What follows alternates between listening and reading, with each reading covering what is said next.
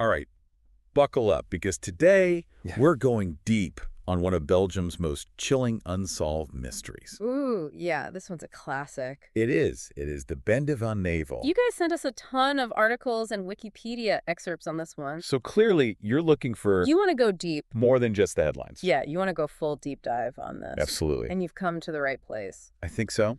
Let's see if we can deliver. This case is, it's decades later, and it's still got that power to captivate and disturb. Yeah, for sure. Real creepy stuff. Yeah, and just to lay it out, we're talking about a series of violent crimes that terrorized Belgium. Between 1982 and 1985. 1982 and 85. Yeah.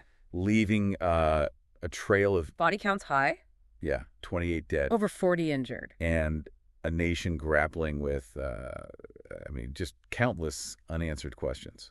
Yeah, it's a mystery. It really is. And it's unsettling because even with all the investigations, all the theories, we still don't know the motive. Yeah, it's like a puzzle with some very important pieces missing. So let's start with what we do know.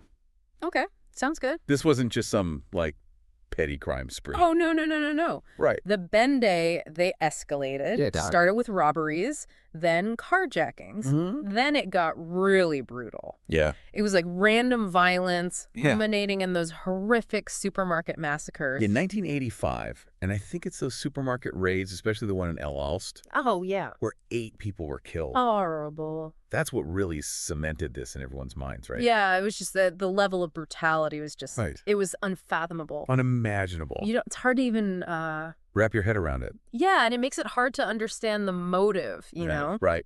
Because the violence was just so excessive. So senseless, yeah. It's hard to figure out, what was the point? Yeah, so who were these people? Do we even have a clear picture who the perpetrators were? We've got sketches, nicknames like The Giant, The Killer, and The Older Man. But as far as the core members of the Bende, Yeah. no confirmed identities. Huh. It's almost like they just vanished into thin air. It really is. It's crazy. No wonder there are so many theories floating around about this case. Oh, yeah, everyone's got one. So let's break down some of the most prominent ones, starting with the simplest, Okay. banditism. Right. Is it possible that they were just common criminals who were driven by greed? It's possible some profilers, even as recently as 2012, Okay. have said, well, it seemed random. Yeah. There wasn't a lot of planning, they were focused on the how, not the why. How, not the why. But, is that too simple? I was going to say, wouldn't that be too simplistic, given who some of the victims were? Right, exactly. We know that at least a few of the victims were suspected of being involved in some shady stuff, Oh, yeah. illegal activities. Like Leon Finet, a banker who was killed in the ovaries raid. Yeah, and wasn't there a couple, too? Oh, yeah, Jacques Ferez and Elise DeWitt. And they were allegedly involved in some shady business dealing. Right. So maybe it wasn't just about random robberies, then. Maybe not. That leads us to another theory. Could the Bende have been involved in something bigger? Okay, I like where you're going with this. Maybe organized crime. Uh-huh. Maybe silencing people who knew too much. Yeah, we've got to consider that, right? Yeah. The possibility that they were into weapon and drug trafficking or even extortion, All right. and that some of these victims were specifically targeted. Which adds a whole new layer of complexity to this. Oh, yeah. Right. Because if we're talking about targeted killings, Yeah. that suggests a level of organization and motive that goes way beyond just simple greed. Exactly. And it opens the door to some pretty unsettling possibilities. It does. It gets dark. Well, like the one that sort of dominated the public imagination for years. Okay, let's hear it. Political terrorism. Ooh, interesting.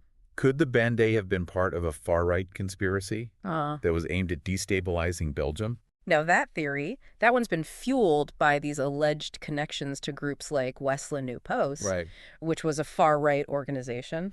Right. And wasn't there also whispers about possible involvement with that elite Rijkswacht unit, Oh, yeah, Group Diane. Group Diane? Mm-hmm. And those whispers, whether they're substantiated or not, Right. they tap into a very primal fear. Oh, for sure.